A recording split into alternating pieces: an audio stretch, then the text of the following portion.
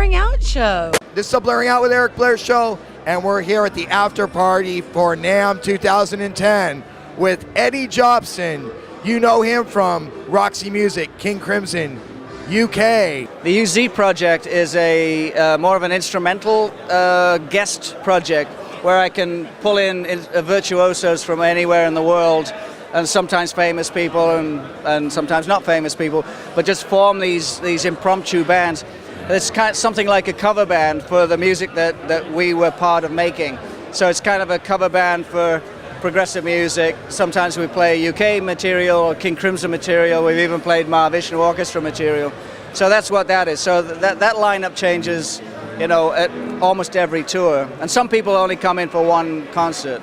We just did some shows in Poland as the UZ project, where John Wetton came and joined me, and we played all King Crimson and UK material.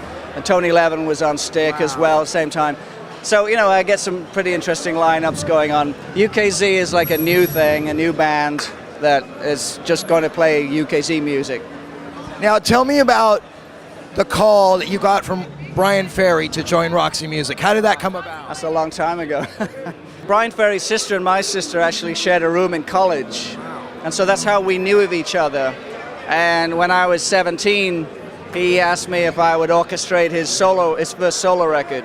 So I played keyboards and I orchestrated the album, but he couldn't actually afford an orchestra, so I ended up playing the whole orchestra as well. So I played violins, violas, cellos, and double basses on this whole record.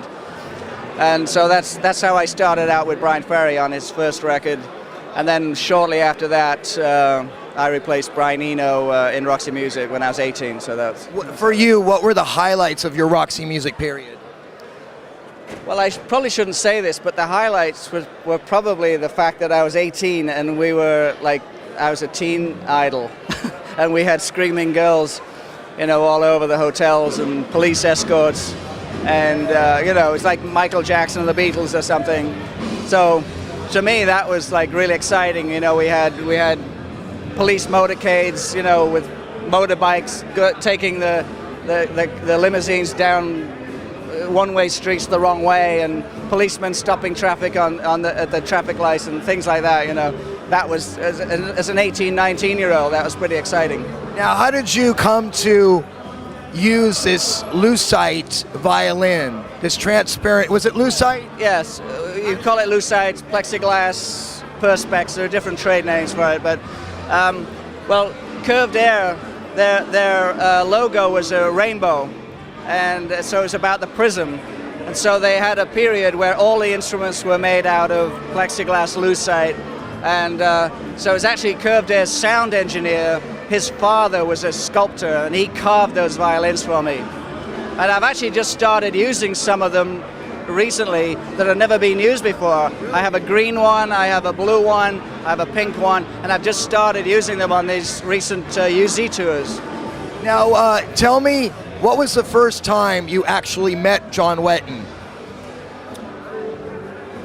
I'm not sure the first time I met him, but we were on the same management together. With King Crimson and Roxy Music, we were on the same management, EG management, you know your stuff, good man. So not only did I know him just from the management office, but I think I got to know him better when I played on a King Crimson record, 75, the USA live album. You know your stuff. I'm impressed.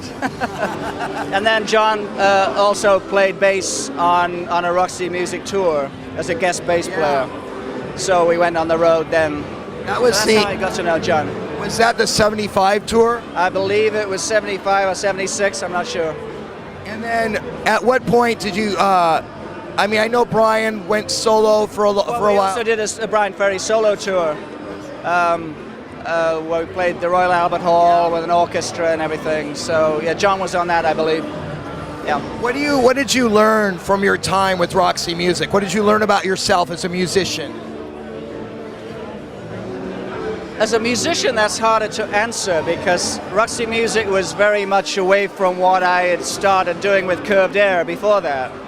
You know, I guess I was a classical, progressive composer and player back then. Roxy was such a totally different thing for me. So the things I learned from Roxy were less about music and more about fashion and social interaction and sort of highbrow thinking and you know, all of these sort of fashionista kind of world concepts, you know, that of the theatrical side, the artsy side, and you know, we were hanging out with Andy Warhol and you know, people like this, and David Bowie, and just sort of, and it was just like a whole other world of hairdressers and fashion designers and models and all of this kind of thing.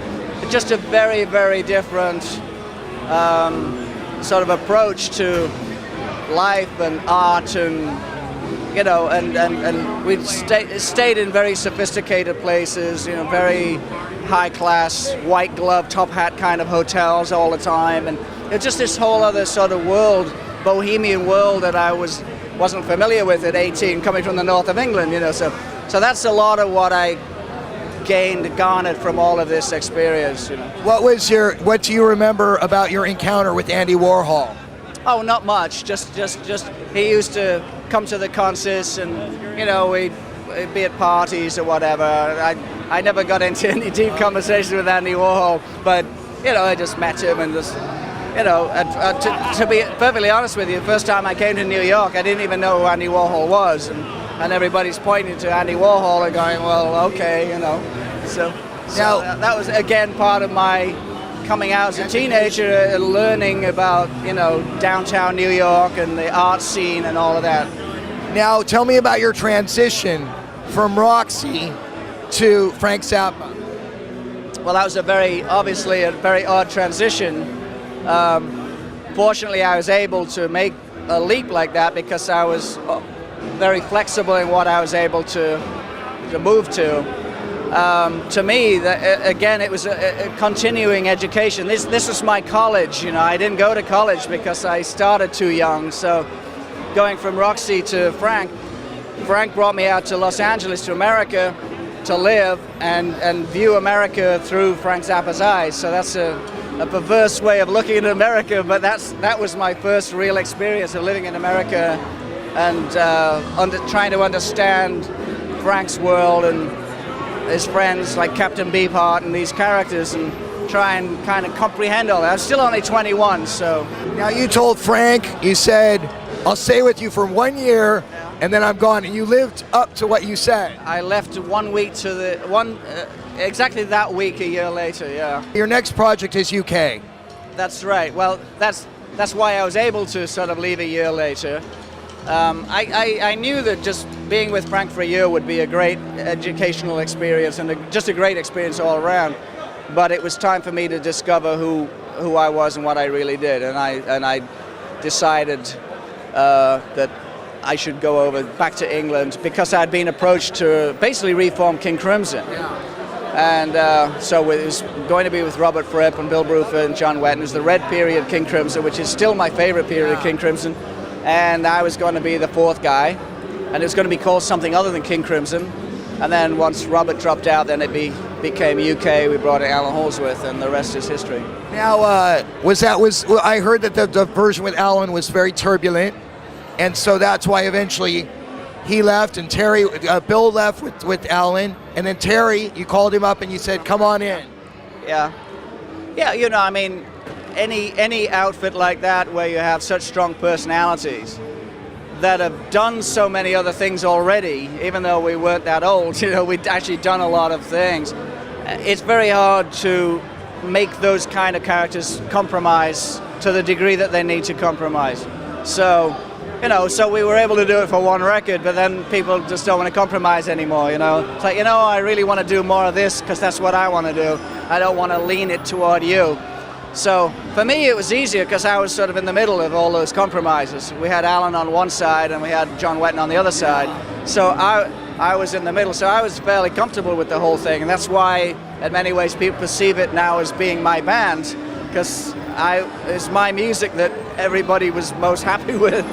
You know, because John had trouble with Alan's jazz side and Alan had trouble with John's more commercial side. So Bill and I were sort of more in the middle, but Bill even was leaning toward the jazz side. So.